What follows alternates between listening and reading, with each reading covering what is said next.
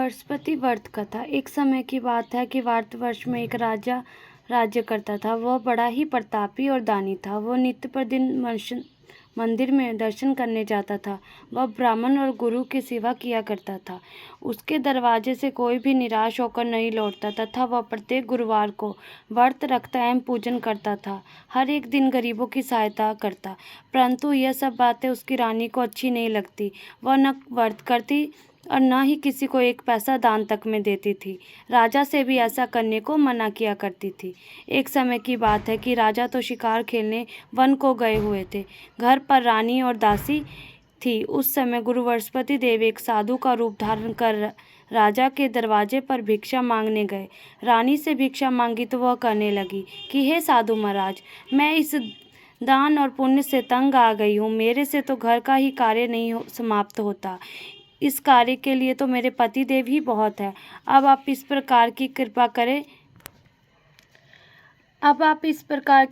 करें कि वह सब धन नष्ट हो जाए तथा मैं आराम से रह सकूं।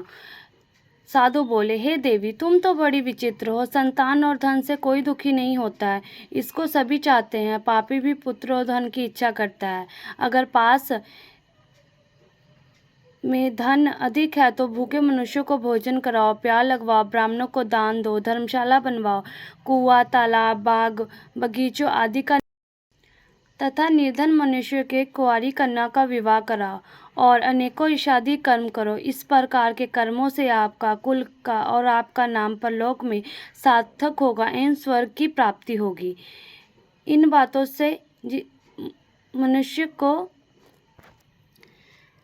मगर वह रानी इन बातों से खुश न हुई। वह बोली, हे साधु महाराज, मुझे ऐसी भी धन की आवश्यकता नहीं है जिसको अन्य मनुष्य को दान दूं तथा जिसको संभाल कर रखने में ही मेरा सारा समय बर्बाद हो जाए। साधु ने कहा, हे देवी, तुम्हारी ऐसी इच्छा है तो ऐसा ही होगा। मैं तुम्हें बताता हूँ, वैसा ही करना।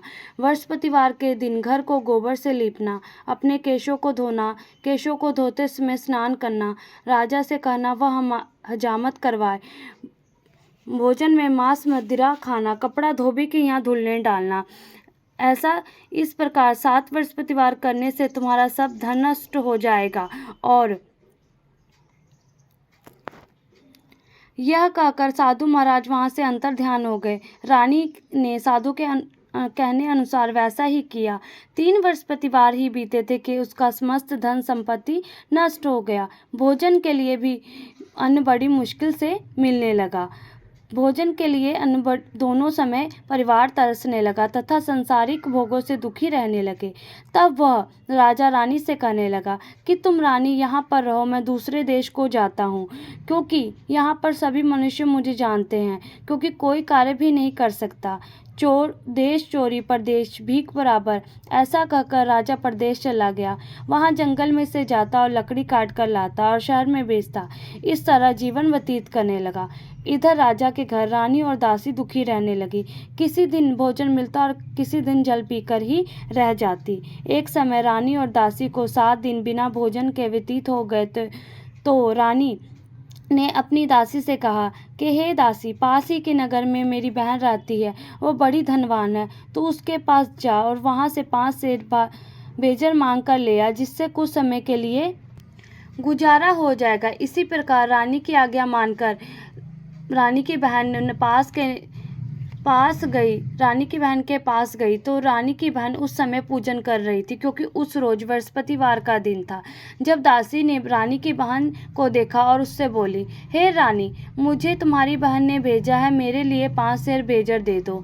इस प्रकार दासी ने अनेक बार कहा, परंतु रानी ने कुछ उत्तर नहीं दिया, क्योंकि वह उस समय बृहस्पतिवार की व्रत कथा सुन रही थी। इस प्रकार जब दासी को किसी प्रकार उत्तर नहीं मिला तो बहुत दुखी हुई, क्रोध भी आया। लौटकर अपने गांव रानी के पास आकर बोली, हे रानी, आपकी बहन बहुत ही घमंडी है। वह छोटे लोगों से बात भी नहीं करती है।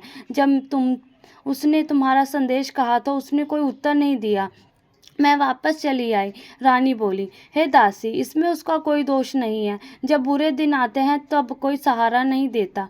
अच्छे बुरे का पता विपत्ति में ही लगता है।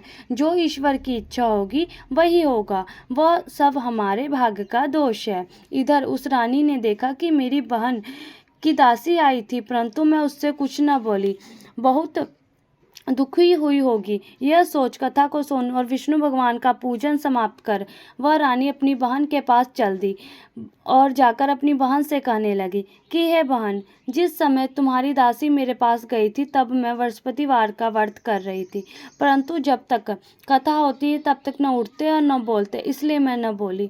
कहो दासी क्यों गई थी? रानी बोली, बहन, हमारे घर में अनाज नहीं था, वैसे तुमसे कोई बात छिपी नहीं है, इस कारण मैंने दासी को तुम्हारे पास 5 सेर बेजल लेने के लिए भेजा था। रानी बोली, बहन, बृहस्पति भगवान सबकी मनोकामना पूर्ण करते हैं, देखो शायद तुम्हारे घर में अनाज रखा हो। इसी प्रकार का वचन जब रानी ने सुना तो रानी घर के अंदर गई और वहां उसे एक घड़ा भरा बेजर का मिल गया। तब तो वह रानी और बांदी बहुत ही खुश हुई और दासी कहने लगी कि हे रानी, देखो, वैसे हमको जब नहीं मिलता तो हम रोज ही व्रत करते हैं, अगर उनसे व्रत की विधि और कथा पूछ ली जाए तो हम भी क्या करेंगे।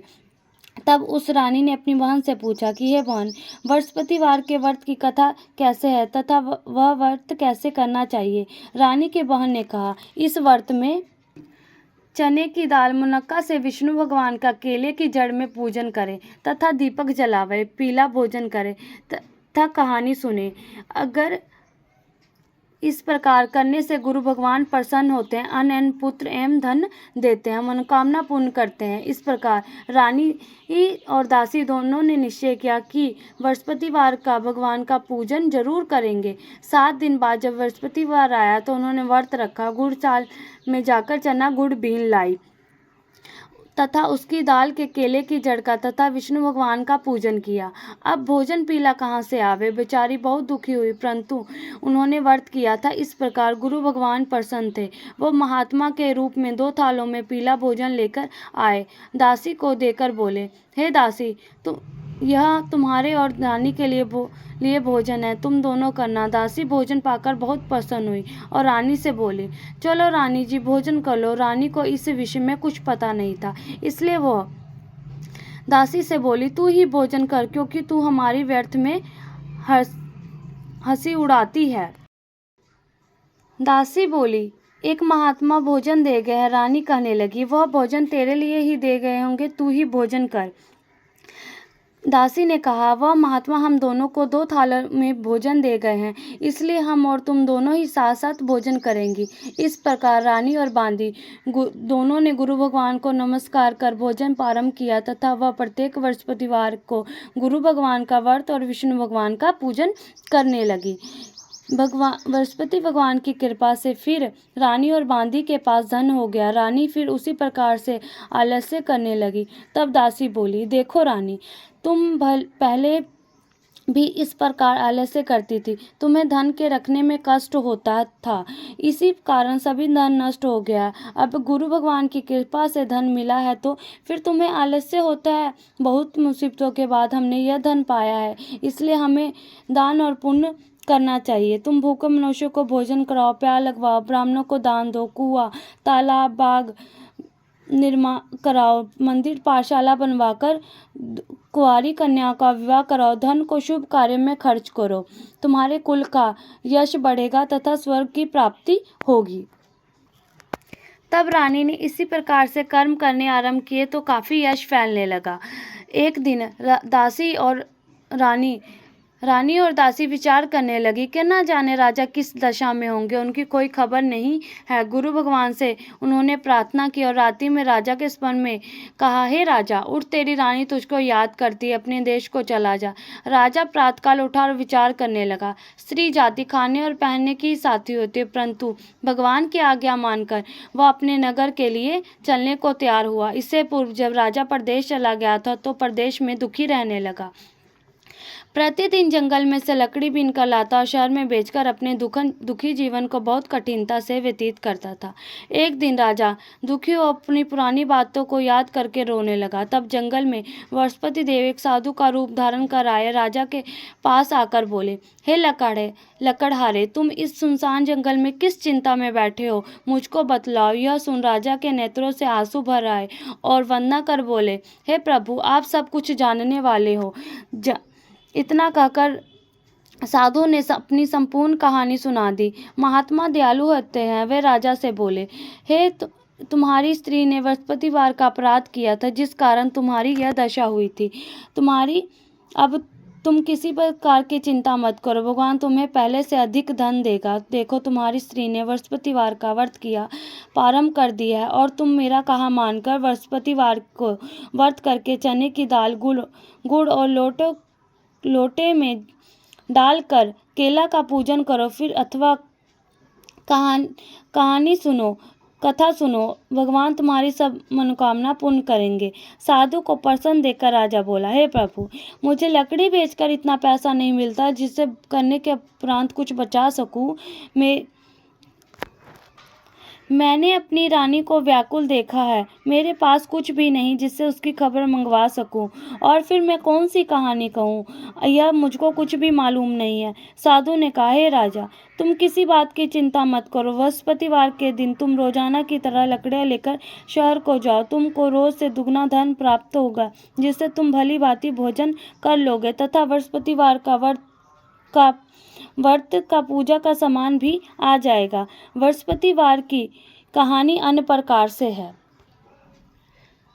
प्राचीन काल में एक ब्राह्मण था। वह बहुत ही निर्धन था। उसके कोई भी संतान नहीं थी। उसकी स्त्री बहुत मलिनता के साथ रहती थी। वह न स्नान करती, न किसी देवता का पूजन करती। प्रातः काल उठते ही सर्वप्रथम भोजन करती, बाद में कोई अन्य कार्य करती थी। इससे ब्राह्मण देवता बहुत दुखी थे। बेचारे बहुत कुछ कहते थे, किंतु उसका कोई परिणाम न निकला। भगवान की कृपा से ब्राह्मण की स्त्री के कन्या रूपी रतन पैदा हुआ। वह कन्या अपने पिता के घर में बड़ी होने लगी। वह बालिका प्रातः स्नान करके, विष्णु भगवान का जाप करके, बृहस्पतिवार का व्रत करके ने लगी। अपने पूजा पाठ को समाप्त करके स्कूल जाती और अपनी मुट्ठी में जौ भर के ले जाती और पाठशाला जाने के मार्ग में डालती जाती। वहीं जौ स्वर्ण के हो जाते और लौटते समय उनको बीनकर घर ले आती थी। एक दिन वह बालिका सूप में उन सोने के जौ को फटक कर साफ कर रही थी। उसकी माँ ने देख लिया और कहा, हे बेटी, सोने के जौ को फटकने के लिए सोने का सूप होना चाहिए। दूसरे दिन गुरुवार था। इस कन्या ने व्रत रखा और बृहस्पति देव से प्रार्थना करके कहा, हे प्रभु, मैंने आपकी पूजा सच्चे मन से की हो तो मेरे लिए सोने का सूप दे दो। बृहस्पति देव ने उसकी प्रार्थना स्वीकार कर ली। रोजाना की तरह वह कन्या जौ फैलाती हुई जाने लगी। जब लौटकर जौ बीन रही थी तो बृहस्पति देव की कृपा से सोने का सूप मिला। उसे वह ले आई और उससे जौ साफ करने लगी, परंतु उसकी माँ का वही ढंग रहा। एक दिन की बात है, वह कन्या सोने के जौ को साफ कर रही थी। उस समय शहर का राजपुत्र वहां होकर निकला। इस कन्या के रूप और कार्य को देखकर मोहित हो गया तथा अपने घर आकर भोजन तथा जल त्याग कर उदास होकर लेट गया। राजा को जब इस बात का पता लगा तो अपने प्रधानमंत्रियों के साथ पुत्र के पास गए और बोले, हे बेटा, तुम्हें किस बात का कष्ट है? किसी ने अपमान किया अथवा कोई और कारण है सो कहो। मैं वही कार्य करूंगा जिससे तुम्हें प्रसन्नता हो। अपने पिता की राजकुमार ने बातें सुनी तो वह बोला, मुझे आपकी कृपा से किसी बात का दुख नहीं है। किसी ने मेरा अपमान नहीं किया है, परंतु मैं उस लड़की के साथ विवाह करना चाहता हूँ जो सोने के सूप में जौ साफ कर रही थी। यह सुन राजा आश्चर्य में पड़ा और बोला, हे बेटा, इस तरह की कन्या का पता तुम ही लगाओ। मैं उसके साथ तुम्हारा विवाह अवश्य करा दूंगा। राजकुमार ने उस लड़की के घर का पता बतलाया। तब मंत्री उस लड़की के घर गए और ब्राह्मण देवता को सभी हाल बतलाया। ब्राह्मण देवता राजकुमार के साथ अपनी कन्या का विवाह करने के लिए तैयार हो गए तथा विधि विधान के अनुसार ब्राह्मण की कन्या का विवाह राजकुमार के साथ संपन्न हो गया।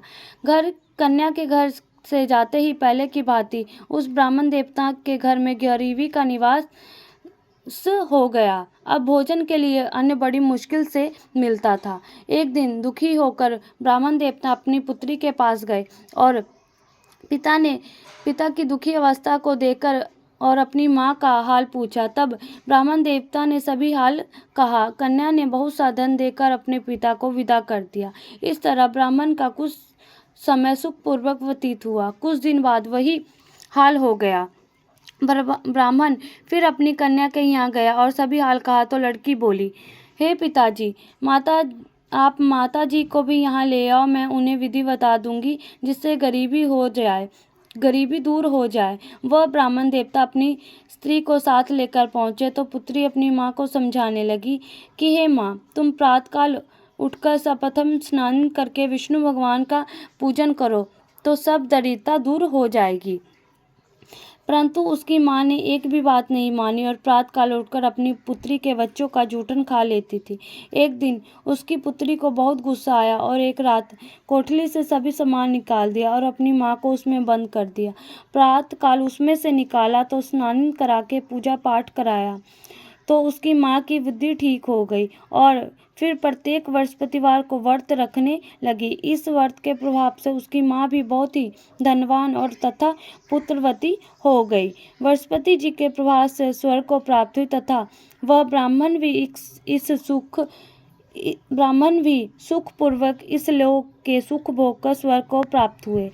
इस तरह कहानी कहकर साधु देवता वहां से लोप हो गए। धीरे धीरे समय व्यतीत होने पर फिर बृहस्पतिवार का दिन आया। राजा जंगल में से लकड़ी काटकर किसी शहर में बेचने गया। उसे और दिन से अधिक धन मिला। राजा ने चना गुड़ आदि लाकर बृहस्पतिवार का व्रत किया। उस दिन से उसके सभी कलेश दूर हुए।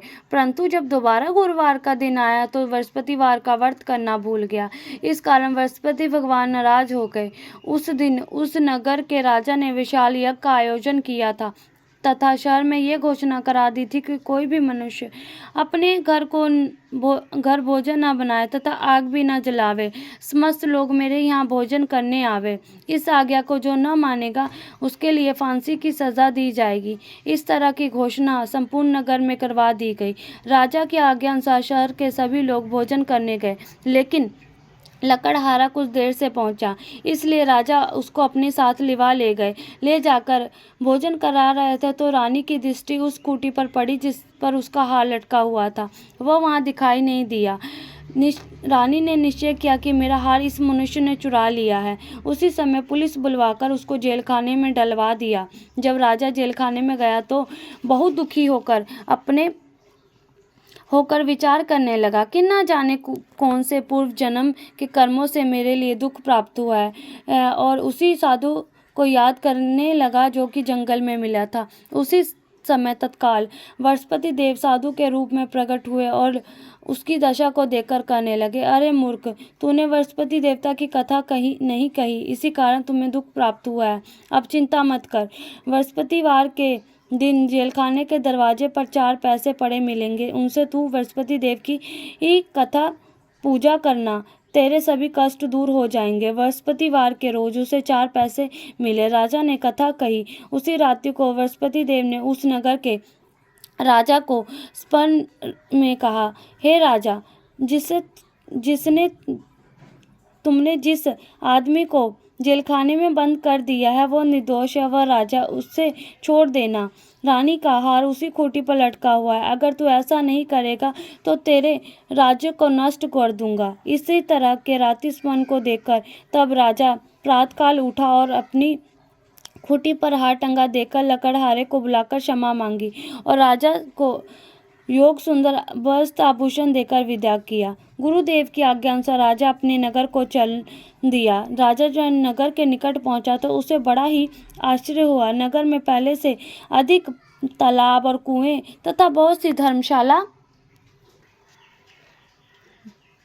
मंदिर आदि बने हुए थे। राजा ने पूछा कि यह किसका बाग और धर्मशाला है। तब नगर के सब लोग कहने लगे कि यह सब रानी और बांदी के हैं। तो राजा को आश्चर्य हुआ और गुस्सा भी आया। तब रानी ने यह खबर सुनी कि राजा आ रहे हैं तो उनसे बांदी से कहा कि हे दासी, देख, राजा हमको कितनी बुरी हालत में छोड़ गए थे। वो हमारी ऐसी हालत देखकर लौट ना जाएं, इसलिए तू दरवाजे पर खड़ी हो जा। आज्ञा अनुसार दासी दरवाजे पर खड़ी हो गई और राजा आए तो उन्हें अपने साथ ले आई। तब राजा ने क्रोध करके अपनी तलवार निकाली और पूछने लगे कि बताओ, यह तुम्हें धन कैसे प्राप्त हुआ है। तब उन्होंने कहा, हमें यह सब धन बृहस्पति देव के प्रभाव से प्राप्त हुआ है। राजा ने निश्चय किया कि 7 रोज बाद तो सभी मनुष्य बृहस्पति देव का पूजन करते हैं।